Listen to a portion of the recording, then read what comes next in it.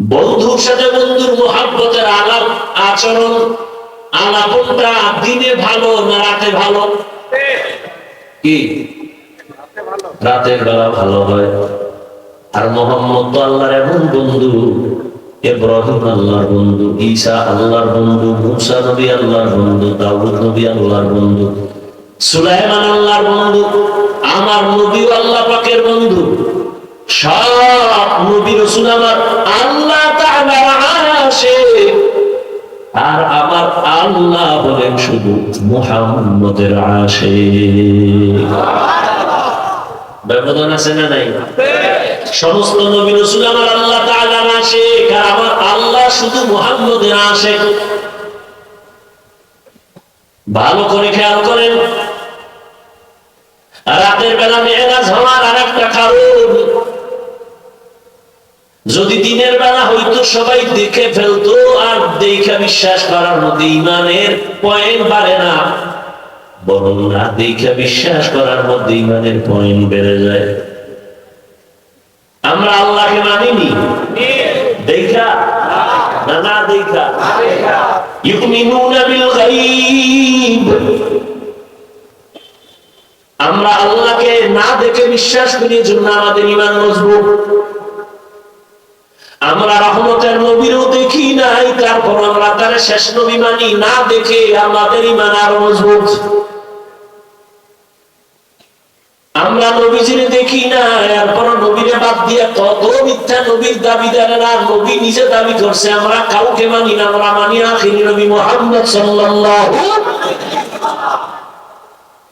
আল্লাহ তাআলা রাতের বেলা মেরাজ করাইয়া মুমিনের ঈমানটারে মজবুত করেছে। রহমতের নবী রাতের বেলা থেকে সকালে এসে আবু জাহিলের কয় আমি মেরাজ করে আসলাম, বাইতুল মাকদিস দেখে আসলাম।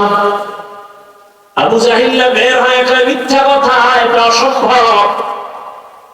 রাস্তায় বের হয়ে আগের সাথে সামনে গিয়া দেখে আবু বকর আসতেছে। এই আবু বকর, শুনছো আব্দুল্লাহ ছেলে পাগল হয়ে গেছে? কেন? সে নাকি এই রাতের মধ্যে 7 আসমান ঘুরে ফিরা বাইতুল মাকদিস 1 মাস লাগে যাইতেছে, রাতের অল্প টাইমে দেখে আসছে। আবু বকর সিদ্দিক বলেন, আবু জাহাল কথাটা কে তোমাকে বলছে? বলে আব্দুল্লাহর ছেলে মুহাম্মদ। সত্যি? বলে হ্যাঁ সত্যি। মুহাম্মদ বলেছে? বলে হ্যাঁ। আবু বকর কয় নাই, আমি জিজ্ঞাসা লই। আবু বকর বলে যদি মুহাম্মদ বলে থাকেন, আমি এখনই তার উপরে ঈমান এনে ফেললাম। আমি আবু বকর নবীর জিজ্ঞাসার দরকার নাই, তুমি যদি বলো মুহাম্মদ বলেছে, কেউ না মানলে আমি মেনে নিলাম। এই জন্যই তো আবু বকরের এত মূল্য। রহমতের নবী বলেন, সব মুমিনের নেক আমল যদি এক পাল্লায় দেয়, আর আমার আবু বকরের 2টা আমল যদি ভিন্ন পাল্লায় দেয়, সব মুমিনের নেক আমল থেকে আবু বকরের মাত্র 2 আমলের পাল্লা ভারী হয়ে যাবে। যে আবু বকরকে আমার আল্লাহ নিজে সালাম দিয়েছেন, আবু বকর মেনে নিলেন। আল্লাহ বলেন সুবহান, আমি পবিত্র। পবিত্র বলতে গেলে প্রশ্ন আসে, এজন্য এই সুন্দর একটা জবাব দিচ্ছেন শাইখুল হিন্দ মাহমুদ হাসান দাওবন্দি রাহমাতুল্লাহ আলাইহি বলছেন, এখানে পবিত্রতার বিপরীত যে আইব, অর্থাৎ তো শান্তি। হিন্দুরা বলে 33 কোটি দেবদেবীর পূজা করো, তাহলেই শান্তি। এখন এদের শান্তি ঠিকানা এক না আলাদা? কেন? এদের ধর্ম কি? হিন্দুদের ধর্ম আলাদা, শান্তির ঠিকানাও। ইহুদির ধর্ম আলাদা, শান্তির ঠিকানাও আলাদা। এবার আমরা মুসলমানের ধর্ম কি? এক না? তাহলে আমাদের শান্তির ঠিকানা কয়টা হবে? একটা হবে। কিন্তু ওদের ঝামেলা আরো বেশি। কেউ বলে কবরে সেজদা দাও, শান্তি। কেউ বলে মাজারে দাও, শান্তি। কেউ বলে গাছেরে দাও, শান্তি। কেউ বলে বেপরদায় নাচ গান করো, শান্তি। আসলে শান্তি কোথায়? শান্তির ঠিকানা একটাই, ইসলাম। কি ইসলাম? সে ইসলাম যতদিন পর্যন্ত ছিল না ততদিন পর্যন্ত মক্কার মানুষ এক অশান্তির বেড়াজালে ছিল। যখনই শান্তি এসে গেল আর রসুলের আদর্শ গ্রহণ করা শুরু করলো, মক্কার মানুষ এতটা প্রিয় হলো, কিয়ামত পর্যন্ত যত মানুষ আসবে সবার জন্য তারা আদর্শ মডেল হয়ে গেল। আল্লাহ লিস্টি নিয়ে পাঠিয়ে দিলেন, জিবরাইল নিয়ে লিস্টি নবীরে দাও, এই লিস্টিতে যাদের নাম আছে এরা জান্নাতি। অথচ এরা ছিল চরম খারাপ। এই কথাটা দুনিয়ার সব চান্দাবাজার ধান্দাবাজেরাও জানে যে ইসলাম সঠিক শান্তি দিতে পারে। মানে না কেন? চুরি চলবে না, দুর্নীতি করতে পারবে না, চান্দাবাজি আর ধান্দাবাজি করতে পারবে না। এই জন্য ইসলাম থেকে দূরে এবং মানুষের ব্রেনকে ওয়াশ করে ফেলেছে যে ধর্ম আর রাজনীতি এক না। হ্যাঁ, চান্দাবাজি ধান্দাবাজি রাজনীতি আর ইসলাম ধর্ম এক না। কিন্তু সুলাইমান নবীর রাজনীতি, ইউসুফ নবীর রাজনীতি, আমাদের নবীর রাজনীতি ও আবু বকরের রাজনীতি, ওমরের রাজনীতি আর ইসলাম ধর্ম এক, নাকি আলাদা? আল্লাহ বুঝার তৌফিক দান করেন। আমি আপনাদের সামনে যে আয়াত পড়ছি সূরাতুস সুবহানের প্রথম আয়াত, নবীজির হাদিস থেকে একটি হাদিস। প্রথমে তরজমা, এরপরে আপনাদের ধৈর্যের উপরে কিছু ব্যাখ্যা। বলতেছিলাম যে বক্তার এলেম আমলের বাহাদুরি দিয়া ওয়াজ হয় না, বক্তব্য হয় না। বাতিনি ভাবে থাকতে হবে আল্লাহর রহমত, জাহিরি ভাবে লাগছে শ্রোতাদের অন্তরের মহব্বত। এই দুই যখন এক হয়ে যাবে তখন বয়ান আল্লাহ বের করে দিবেন। তাহলে তর্জমা শুরু করি। আল্লাহ বলেন, সুবহান, পবিত্র সত্তা, আল্লাযী আসরা বিআবদিহি লাইলাম মিনাল মাসজিদিল হারাম ইলাল মাসজিদিল আকসা, যিনি ভ্রমণ করাইলেন তার প্রিয় বান্দাকে বাইতুল্লাহ থেকে বাইতুল মাকদিস পর্যন্ত। আল্লাযী বারাকনা হাওলাহু লিনুরিয়াহু মিন আয়াতিনা, যেই বাইতুল মাকদিস আল্লাহর বরকত দ্বারা পরিপূর্ণ, যাতে করে তার প্রিয় বন্ধু অবলোকন করবেন আল্লাহ পাকের কুদরতের নিদর্শন। ইন্নাহু হুয়াস সামিউল বাসীর, নিশ্চয়ই আল্লাহ হলেন চূড়ান্ত শ্রোতা এবং দ্রষ্টা। হাদিস পড়েছি, রাসূল বলেন, কুল্লু উম্মতি ইয়াদখুলুনাল জান্নাতা ইল্লা মান আবা, সব উম্মতেরা জান্নাতে যাবে, যারা আমি মুহাম্মদকে অস্বীকার করে মানে না তারা জান্নাতে যাবে না। খেয়াল করিয়েন, ইল্লা মান আবা। সাহাবায়ে কেরাম বললেন, ইয়া রাসূলুল্লাহ, আপনাকে মানে না তারা কারা? ক্বালা মান আতাআনি দাখালাল জান্নাহ ওয়া মান আসানি ফাকাদ আবা। রহমতের নবী বলছেন, যারা আমার অনুসরণ করবেন তারা জান্নাতি, যারা আমার বিরোধিতা করবেন তারা আমার অনুসরণকারী নয় বরং অস্বীকারীদের অন্তর্ভুক্ত। হাদিসের উপরে 2-4 মিনিট কথা একটু খেয়াল করবেন। আপনারা খেয়াল করলেই আমি কিছু প্রশ্ন করব, আপনাদের থেকে জবাব দেব। নবীজি বললেন সব উম্মত জান্নাতে যাবে, সব। কিন্তু আছে না নাই? আছে। যারা আমি মুহাম্মদকে মানে না তারা জান্নাতে, সাহাবায়ে জান্নাতে যাবে। তা যে নবীর অনুসরণ করবে সে জান্নাতে যাবে, তার মানে সে নবী মানে, সে নবী মানে। তাহলে যে নবীর অনুসরণ করবে সে কোথায় যাবে? বিপরীত কথাটা কি দাঁড়ায় আমাকে বলুন। যে নবীর অনুসরণ করে না সে জান্নাত পাবে না। খেয়াল করছেন তো? নবী একথা বলেন।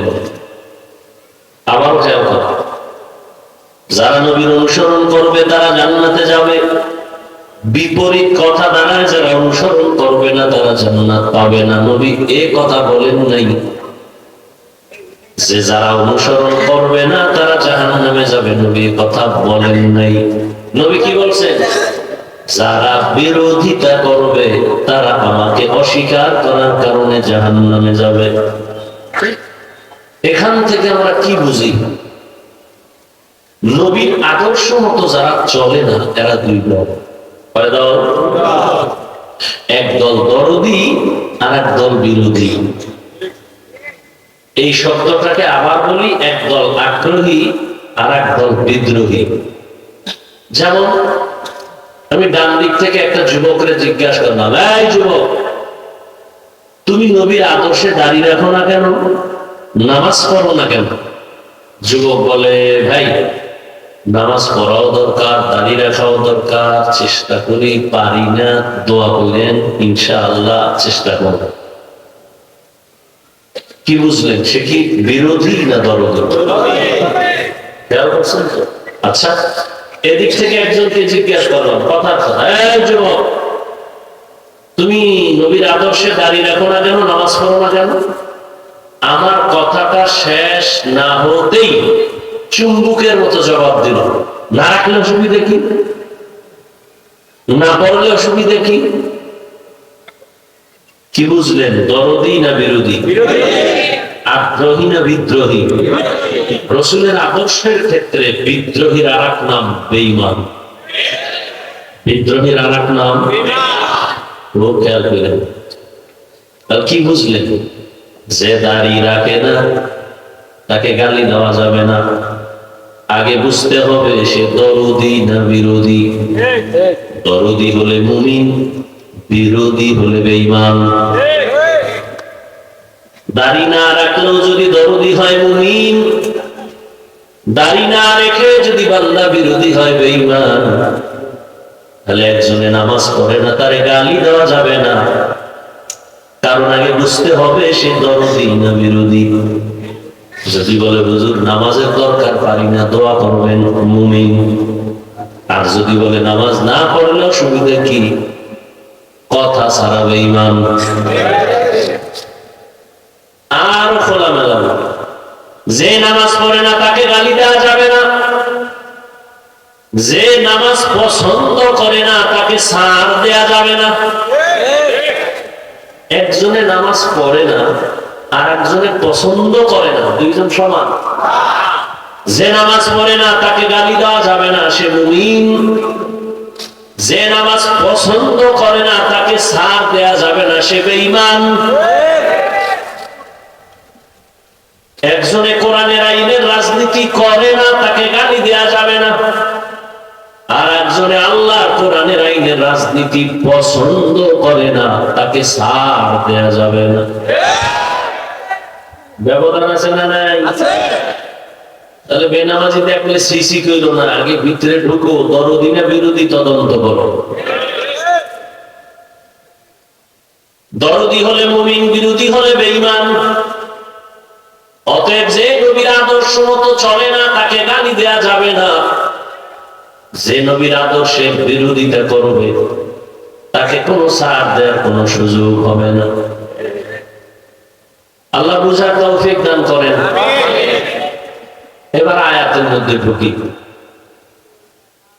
তরজমা তো বলেই ফেলছি, ভূমিকা স্বরূপ দু চারটি কথা শুনে। বর্তমান আরবি মাস 29শে রজব চলে গেল, সামনে শাবান শুরু হবে। কি মাস সামনে? শাবান। শাবান কিসে? শাবান। একজনের নাম কালাম, আপনি ডাক দিলেন এই কালিয়া, সে কষ্ট পাবে না? মুসলমান হিসাবে আরবি মাসের নামগুলো মনে রাখা ওয়াজিবে কিফায়া। মুসলমান হিসাবে আরবি মাসের নাম জানবে দূরের কথা, বাঙালি হিসাবে বাংলা মাসের নাম জানে না। যেই বাংলা ভাষার জন্য জীবন দিল চারটা যুবক, জব্বার, বারাকাত, সালাম, রহমত, ওই তিনটাকেও স্মরণ করে বাংলায় না, ওই তিনটারও স্মরণ করে বাংলায়। কি দিয়ে স্মরণ? 21শে ফেব্রুয়ারি তোরে কি জীবনে ভুলতে পারি। ওরা কি 21-এর জন্য জীবন দিছিল? জায়গাও দিকে ঢুকলাম না, আবার কে বেয়া হয়ে থাকবে, দরকার নেই। এই তো গার্ডিয়ান নেই, তো কোন দিক দিয়ে ফেস লাগায় দেয়, তো কম যায়। আল্লাহ হেদায়েত দান করেন। মানুষের ধারণা হুজুরেরা কিচ্ছু বুঝে না। হ্যাঁ ভাই, তুমি ঠিক ঠিক করে বলো, আমার কথা শুনো, আমি শুরুতে বসেই বলছি, কোনো চিল্লানি দিবা না। তুমি ঠিক কি বুঝলা, ঠিক কোন কথা ঠিক কোনটা ব্যাঠিক, তুমি কি বুঝবে, কন্ট্রোল করো। এগুলো ভালো না।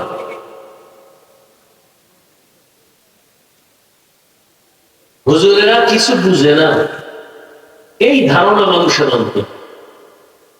এরা কোরআন হাদিসের রস করবে, তার মানেই হলো আখেরাত নিয়ে কথা বলবে। আল্লাহর ওয়াস্তে আমাকে বলুন তো, ইসলাম কোরআন শুধু কি আখেরাত মুখী সমাধান আছে, দুনিয়ার সমাধান নাই? কেন আপনারা এই ধারণা অন্তরে পোষণ করেন যে আমরা আখেরাত মুখী কথা বলবো? অশান্ত পরিবেশকে রহমতের নবী এসে শান্ত করে দিলেন এবং এমন একটা প্রেসক্রিপশন তৈরি করলেন, কিয়ামত পর্যন্ত এই প্রেসক্রিপশন যারা ফলো করে চলবে, কিয়ামত পর্যন্ত তারা দুনিয়াতে শান্তিতেও থাকবে, সম্মানেও থাকবে। নবী তো চ্যালেঞ্জ দিয়ে গেছে। قال رسول الله صلى الله عليه وآله وسلم تركت فيكم أمرين لن تضلوا ما تمسكتم بهما كتاب الله وسنة رسوله। রহমতের নবী বলেন, দুটো জিনিস রেখে গেলাম হে উম্মত, এ দু জিনিস যদি আঁকড়াইয়া ধরো, ঈমানও যাবে না, সম্মানও যাবে না। ১৫০০ বছর পরে এই দুইটা যাদের কাছে আছে এখনো, কোরআন আর নবীর আদর্শ, আল্লাহর জাতের কসম, এরা এখনো সম্মানেও আছেন, শান্তিতেও আছেন। এখনো চেয়ারম্যানের চেয়ারের মেয়াদ শেষ, এমপির চেয়ারের মেয়াদ শেষ, মন্ত্রীর চেয়ারের মেয়াদ শেষ, এসপিডিসির চেয়ারের মেয়াদ শেষ, কোরআনওয়ালা নবীর আদর্শওয়ালা উলামায়ে কেরামের চেয়ারের কোনো মেয়াদই নাই। আছে কোনো মেয়াদ? তো শেষ হবে কি? টাকা দিয়ে সম্মান কিনলে প্রথমে ফুলের মালা, ফাইনালে জুতার মালা। টাকা দিয়ে কিনছে না সম্মান, আর আল্লাহর দেয়া সম্মান যদি বান্দা ধারণ করে রাখতে পারে, দুনিয়ায় বাদশাহ, পরকালেও বাদশাহ। সম্মানকে দিছেন আল্লাহ, যাকে সম্মান দেন টাকা লাগে না, যোগ্যতা লাগে না। বেলালের মতো কালো মানুষও আল্লাহ এত দামি বানাইছেন। রহমতের নবী বলেন, মেরাজের রাত্রে জান্নাতে ঢুইকা আমি হাঁটার আওয়াজ পাই, বেলালের আওয়াজ। 10 জন সাহাবা জান্নাতি টিকিটওয়ালা, এর মধ্যে বেলালের নাম নাই, কিন্তু আল্লাহ তাকে কবুল করেছেন। কাবেলিয়াত দাদেউরা শব্দ নিস, বলকে শরত কাবেলিয়াত দাদেউস। দুনিয়াওয়ালারা সম্মানের চেয়ার দিতে গেলে আগে যোগ্যতা তালাশ করে। দুনিয়াওয়ালারা সম্মানের জায়গায় কাউকে বসাইতে চাইলে আগে যোগ্যতা চায়। আর আমার আল্লাহ যদি কাউকে সম্মানের চেয়ারে বসাতে চায়, যোগ্যতা দেখেন না, আল্লাহ অন্তর দেখে বসায়, পরে যোগ্যতা দিয়ে দেয়। দুনিয়াওয়ালারা যোগ্য ব্যক্তি ছাড়া বসায় না, আর আল্লাহ পাক রব্বুল আলামিন যাকে বসাইবেন তার যোগ্যতা না থাকলেও বসাইয়া যোগ্যতা দিয়ে দেয়। তো বলতেছিলাম, বর্তমান আরবি মাস রজব। রজব মাস আসলে আমরা ইমাম সাহেবরা, খতিব সাহেবরা, বক্তারা মেরাজের বয়ান করি, আর সবাই মনে করে মেরাজের কারণে রজবের অনেক দাম। না, মেরাজের ঘটনার কারণে রজবের সম্মান না, বরং রজবের দাম আল্লাহ তাআলা সৃষ্টি জগতের শুরু থেকেই দিয়েছেন। সূরা তাওবার ভেতরে আল্লাহ বলেন, ইন্না ইদ্দাতাশ শুহুরি ইনদাল্লাহি 12 শাহরান ফি কিতাবিল্লাহ ইয়াওমা খালাকাস সামাওয়াতি ওয়াল আরদ মিনহা আরবাতুন হুরুম যালিকা দ্বীনুল কাইয়্যিম। আল্লাহ বলেন কিয়ামত পর্যন্ত গণনার আকারে বছরে মাস হবে 12টা। কিয়ামত পর্যন্ত কোন বছর 11 মাসেও হবে না, 13 মাসেও হবে না, 6 মাসে হবে। সিদ্ধান্ত কার? আল্লাহ। এর মধ্যে আবার 4 মাস বড় দামি। এই 12 মাসের মধ্যে 5 মাস দামি, অন্য মাসও দামি, তুলনামূলক এই 4 মাসের সম্মান। বছরে মাস হবে কয়টা? 12টা। কোন বছর কিয়ামতের আগে 11 মাসে 13 মাসে? হ্যাঁ, দিন সময় কম বেশি হবে। যেমন সূর্যের হিসাবে বছরের দিন 365, চাঁদের হিসাবে হলো 354 দিন। বছরে 10 দিন হাতে থেকে যায়। এ কারণে গত বছর রমজান যেই সময় শুরু হলো, এর থেকে আরো 10 দিন আগে রমজান শুরু হবে, কোরবানি আরো 10 দিন আগে শুরু হবে। 12 মাসে বছর হবে কিয়ামত পর্যন্ত, এবং এর মধ্যে 4 মাস বড় দামি। আল্লাহ বলেন এই সিদ্ধান্ত আমার। কোন দিন করছি জানো? আসমান ও জমিন যেদিন আমি সৃষ্টি করেছি ওই দিন সিদ্ধান্ত নিয়ে কলমকে বলেছি লৌহে মাহফুজে সিদ্ধান্ত লিখে দাও। লৌহে মাহফুজের মধ্যে সিদ্ধান্ত আল্লাহ লিখে দিলেন। বছরে 12 মাস হবে, আর এর মধ্যে 4 মাস হবে মুহররম, দামি। 4 মাসের 3 মাস লাগাতার, 1 মাস আলাদা। যেমন হজের মাস, হজের আগের মাস, হজের পরের মাস, আর এই রজব। এই 4 মাস, জিলকাদা, যুলহিজ্জা, মুহররম, আর এই রজব। এই 4 মাস সম্মানিত। তার মানে কি? বলে এই 4 মাসে সম্মান করো, ঝগড়া করো না, যুদ্ধ করো না, বিগ্রহ করো না। ইহুদি খ্রিস্টানরা সেই শুরু থেকে এই 4 মাসকে সম্মান দিত। রাসূল আসার পরে আল্লাহর আদেশটা রহিত হয়ে গেছে, যুদ্ধ চলবে তবে মর্যাদা কমে নেই। এজন্য নবীজি বলেন রজবের চাঁদ দেখলেই আমি আমল বাড়াই দিতাম, এবং সব সময় উঠতে বসতে হাঁটতে চলতে দোয়া করতাম, আল্লাহুম্মা বারিক লানা ফি রাজাব ওয়া শাবান ওয়া বাল্লিগনা রমাদান।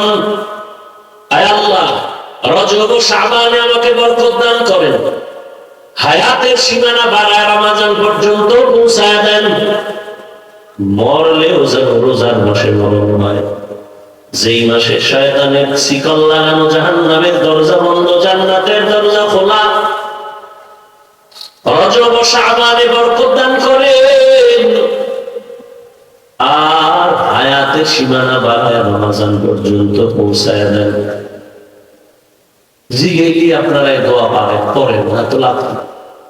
ভাই পড়েননি কারণ পারি তো, ভাই দোয়া পড়েননি কারণ পারি তো। ইবলিসে তো বহুত পারছে, লাভ কি? শুধু রজবে না শাবানের বরকতের দোয়া আছে? আচ্ছা, এই জন্য পড়েন, এই দোয়াটা পড়বেন নি আজকে থেকে। খালি বেটে বিড়ি টানার আগে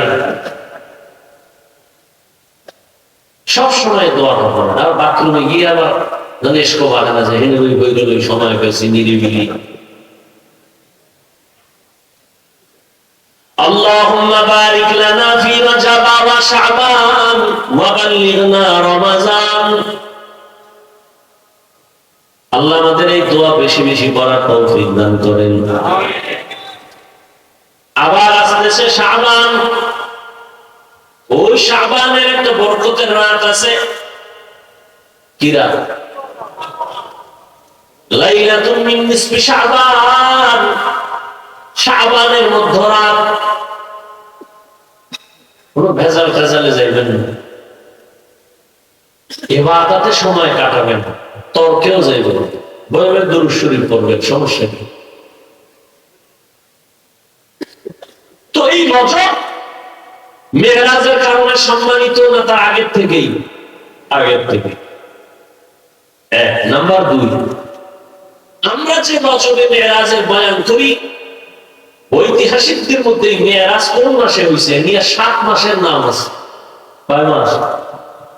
কেউ বলেন রবিউল আউয়ালে মেরাজ হয়েছে, কেউ বলেন রবিউল আখিরে মেরাজ হয়েছে, কেউ বলেন না জুমাদাল উলা, কেউ বলেন জুমাদাল উখরা, কেউ বলেন রজবে মেরাজ হয়েছে, কেউ বলেন শাওয়ালে মেরাজ হয়েছে, কেউ বলেন রমাজানে মেরাজ হয়েছে। তো মেরাজ হয়েছে এটা সঠিক কোরআনের আয়াত। মেরাজ হয়েছে সব নবীদের। এই যুবকরা ডিস্টার্ব করলে কিন্তু, এখন বয়ানের টাইম না, শুধু আপনাদের ধৈর্যের উপরে কথা বলবো। বসায় রেখে আপনারা আরামে গিয়ে ঘুমাবেন না, এই চালাকি করেন না। খোদায় যদি বাসায় আগে না নেয় যাওয়ার কোনো সুযোগ নেই, খবরদার চালাকি করেন না। আর না বলেন দোয়া করে দেই। আমি আমারটা একটা নির্দিষ্ট টাইমে শেষ করবো, বাকি যে বিষয়ের আলোচনা এটা শেষ করতে পাই টু পাই, পয়েন্ট পয়েন্ট শেষ করতে আমার সময় লাগবে 2 ঘন্টা করে 3 দিন। আমি যতদূর পারি ততদূর। আমি তো নিজের থেকে বানায় বলবো না, ওলামায়ে কেরাম যা লেখছেন এটি মুখস্থ কইরে যা আইছি, এটি শেষ করতে 3 দিন লাগবে 2 ঘন্টা করে। এরপরে বুঝবেন মেরাজ কি।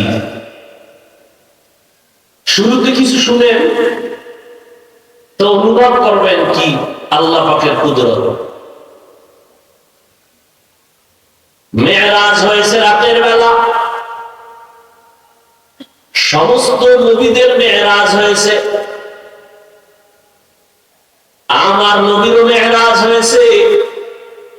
সব নবীদের মেরাজ হলো জমিনে, আর আমার নবীর মেরাজ হলো আরশে আজিমে। সুবহানাল্লাহ। যেই তাহলে বিড়ি টানলো কেমনে সুবহানাল্লাহ। তো মরাটার মানো কেন, লড়ে কেন? আল্লাহ হেদায়েত দান করেন। সব নবীদের মেরাজ হয়েছে জমিনে, আপনার আমার নবীর মেরাজ আমি তো আসমানে বলি নাই, আরশে আজিমে। সমস্ত নবীদের মেরাজ হলো ইমতিহান, আর আমার নবীর মেরাজ হলো ইনআম। সমস্ত নবীদের মেরাজ পরীক্ষা, আর আমার রহমতের নবীর মেরাজ হলো পুরস্কার। সমস্ত নবীদের মেরাজ জমিনে কেন, আমার নবীর মেরাজ কেন আরশে আজিমে? সমস্ত নবীদের মেরাজ আল্লাহ তাআলা জমিনে করাইলেন, আপনার নবীর মেরাজ কেন আসমানে হলো, আরশে আজিমে হলো? নবীর মেরাজ কেন দিনে না হইয়া রাতের বেলা হলো? রহমতের নবীর মেরাজের ঘটনা আল্লাহ বয়ান করতে গিয়া বলেন সুবহান, পবিত্র আল্লাহ। আল্লাহ কি কখনো অপবিত্র ছিলেন? তাহলে পবিত্র বললেন কেন? এলাকার চেয়ারম্যানের কথার কথা পেছ লাগাই মনে করেন আমি বুঝাইতেছি, এই চেয়ারম্যান সাহেব কিন্তু চুরি টুরি করে না, খুব ভালো মানুষ। প্রশংসা হয়েছে ঠিক, কিন্তু একটু লাশা লাগাই ঠিক না, এটা ইনজেকশন মারা হইল না। চেয়ারম্যান ভালো মানুষ এটা বললেই তো হয়। যদি বলি চেয়ারম্যান কিন্তু চুরি টুরি করে না, খুব ভালো মানুষ, প্রশংসাটা কি সুন্দর ভাবে হইল? আল্লাহ সবসময় পবিত্র, আবাদুল আবাদ। কেন বললেন আল্লাহ সুবহান, আমি পবিত্র? আড়ালে মনে হয় যেন অপবিত্র, নাউযুবিল্লাহ। এরপরে আল্লাহ বললেন দুনিয়া ১,৫০০ বছর পরে এখনো কত বেঈমানেরা নবীর মেরাজ মেনে নিতে পারে না, এখনো আছে অনেক নাস্তিকরা। এটা কেমনে সম্ভব? রহমতের নবী রাতের বেলা চলে গেলেন, 7 আসমান, আরশ, কুরসি, লৌহ কলম ভ্রমণ করে আবার চলে আসলেন। এটা কেমনে সম্ভব? আল্লাহ প্রত্যেকটা পয়েন্টে পয়েন্টে জবাব দিয়েছেন। আল্লাযী আসরা বিআবদিহি, একটা একটা শুনেন। প্রথম কথা হলো রহমতের নবীর মেরাজ কেন রাতের বেলা হলো? রাতের বেলা হওয়ার এক নাম্বার কারণ, বন্ধুর সাথে বন্ধুর মুহাব্বতের আলাপ আচরণ, আলাপনটা দিনে ভালো না রাতে ভালো? কি রাতের বেলা ভালো হয়। আর মোহাম্মদ তো আল্লাহর এমন বন্ধু, ইব্রাহিম আল্লাহর বন্ধু, ঈসা আল্লাহর বন্ধু, মুসা নবী আল্লাহর বন্ধু, দাউদ নবী আল্লাহর বন্ধু, সুলাইমান আল্লাহর বন্ধু, আমার নবী আল্লাহ পাকের বন্ধু। সব নবী রাসূল আমার আল্লাহ তাআলার আশিক, আর আমার আল্লাহ বলেন শুধু মুহাম্মদের আশিক। ব্যবধান আছে না নাই?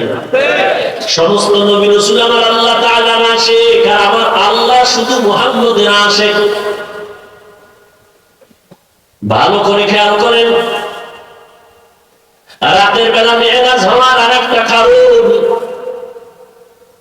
যদি দিনের বেলা হইতো সবাই দেখে ফেলতো, আর দেখা বিশ্বাস করার মধ্যে ইমানের পয়েন্ট বাড়ে না, বরং না দেখা বিশ্বাস করার মধ্যে ইমানের পয়েন্ট বেড়ে যায়।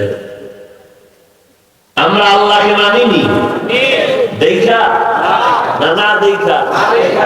ইউমিনুনা বিল গায়ব, আমরা আল্লাহকে না দেখে বিশ্বাস করি, জন্য আমাদের ঈমান মজবুত। আমরা রহমতের নবীরও দেখি নাই, তারপর আমরা তার শেষ নবী মানি না দেখে, আমাদের ঈমান আরো মজবুত। আমরা নবীজিরে দেখি না, এরপর নবীরে বাদ দিয়ে কত মিথ্যা নবীর দাবিদারেরা নবী নিজে দাবি করছে, আমরা কাউকে মানি না। আমরা মানি আখিরি নবী মুহাম্মদ সাল্লাল্লাহু। আল্লাহ তাআলা রাতের বেলা মেরাজ করাইয়া মুমিনের ঈমানটারে মজবুত করেছে। রহমতের নবী রাতের বেলা থেকে সকালে এসে আবু জাহিলরে কয়, আমি মেরাজ করে আসলাম, বাইতুল মাকদিস দেখে আসলাম। আবু জাহিল বের হয়ে কয়, মিথ্যা কথা, এটা অসম্ভব। রাস্তায় বের হয়ে আগের সাথে সামনে গিয়া দেখে আবু বকর আসতেছে। এই আবু বকর, শুনছো আব্দুল্লাহ ছেলে পাগল হয়ে গেছে? কেন? সে নাকি এই রাতের মধ্যে 7 আসমান ঘুরে টুরা বাইতুল মাকদিস 1 মাস লাগে যাইতেছে, রাতের অল্প টাইমে দেখে আসছে। আবু বকর সিদ্দিক বলেন, আবু জাহাল, কথাটা কে তোমাকে বলছে? বলে আব্দুল্লাহ ছেলে মুহাম্মদ। সত্যি? বলে হ্যাঁ সত্যি। মুহাম্মদ বলেছে? বলে হ্যাঁ। আবু বকর কয় নাই, আমি জিগাই লই। আবু বকর বলে, যদি মুহাম্মদ বলে থাকেন, আমি এখনই তার উপরে ঈমান এনে ফেললাম। আমি আবু বকর নবীর জিগানের দরকার নাই, তুমি যদি বলো মুহাম্মদ বলেছে, কেউ না মানলে আমি মেনে নিলাম। এই জন্যই তো আবু বকরের এত মূল্য। রহমতের নবী বলেন, সব মুমিনের নেক আমল যদি এক পাল্লায় দেয়, আর আমার আবু বকরের 2টা আমল যদি ভিন্ন পাল্লায় দেয়, সব মুমিনের নেক আমল থেকে আবু বকরের মাত্র 2 আমলের পাল্লা ভারী হয়ে যাবে। যে আবু বকরকে আমার আল্লাহ নিজে সালাম দিয়েছেন, আবু বকর মেনে নিলেন। আল্লাহ বলেন, সুবহান, আমি পবিত্র।